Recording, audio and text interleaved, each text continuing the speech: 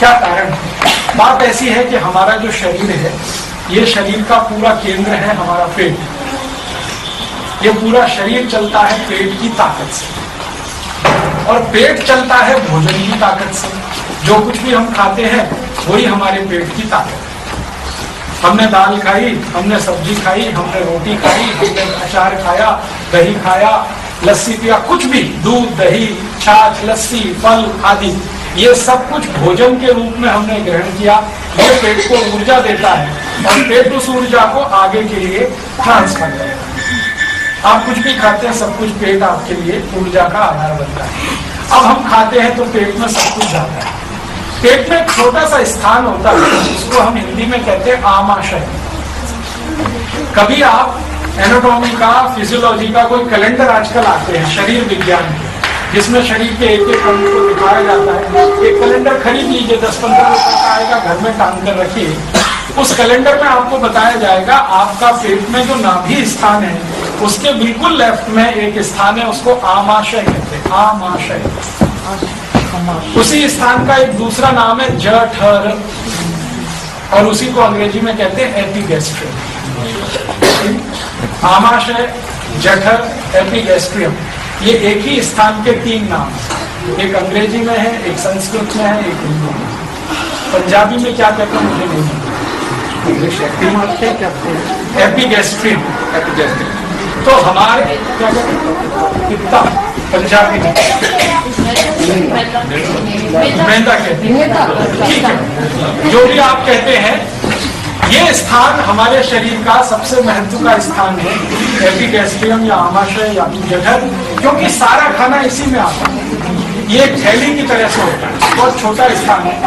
इसमें अधिक से अधिक 350 ग्राम खाना आ सकता है, उससे ज्यादा नहीं आ सकता बड़े व्यक्ति। तो हम कुछ भी खाते हैं, सब कुछ ये आमाशय में आ जाता है। अब आमाशय में क्या होता है, खाना जैसे ही पहुंचता है, ये भगवान की व्यवस्था है जो शरीर में है, तुरंत इसमें आग जल जाती है, अग्नि। आमाशय में अग्नि होती है, उसी को कहते हैं जठर अग्नि, मिला के बोलते हैं जठर। ये जो जठर अग्नि है, ये आमाशय स्थान में प्रदीप्त होने वाली अग्नि है, आग है। ये आग ऐसी ही होती है जैसे रसोई गैस की आग। आपकी रसोई गैस है ना, एलपीजी सिलेंडर से जो कनेक्टेड है स्टोव, आपने स्विच ऑन किया, आग जल गई। ऐसे ही पेट में जैसे ही आपने खाना खाया तुरंत आग जल गई, ये ऑटोमेटिक है।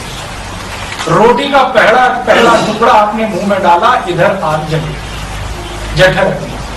ये अग्नि तब तक जलती है जब तक खाना पचता है, डाइजेस्ट।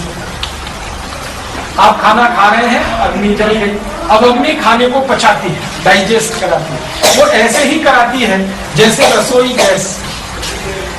आपने रसोई गैस में जो स्टोव है उसका स्विच ऑन कर दिया, आग जल गई। अब इस पर आपने दूध रख दिया, थोड़ा चावल डाल दिया, तो जब तक अग्नि जलेगी तब तक खीर बनेगी। इसी तरह से आपने पानी रख दिया, चावल डाल दिए, अब जब तक अग्नि जलेगी चावल पकेगा। आपने पानी रख दिया, दाल डाल दी, घटाघट पानी पी लिया और खूब ठंडा पानी पी लिया, और कई लोग तो बोतल पे बोतल उतार दिया। अब होने वाला एक ही काम है, जो आग जल रही थी वो बुझ गई। आग अगर बुझ गई तो खाने के पचने की जो क्रिया है वो रुक गई। अब हमारे पेट में 2 ही क्रियाएं होती हैं खाने के पचने में। एक क्रिया है जिसको हम कहते हैं डाइजेशन, दूसरी है फर्मेंटेशन। फर्मेंटेशन का मतलब है सड़ना, और डाइजेशन का माने है पचना। अगर आग जलेगी तो खाना पचेगा, खाना पचेगा तो उसका रस बनेगा। आयुर्वेद के हिसाब से बोल रहा हूं, आपकी आग जलेगी, खाना पचेगा, खाना पचेगा तो रस बनेगा। जो रस बनेगा तो उसी रस में से मांस बनेगा, मांस जिसको आप फ्लैश कहते हैं।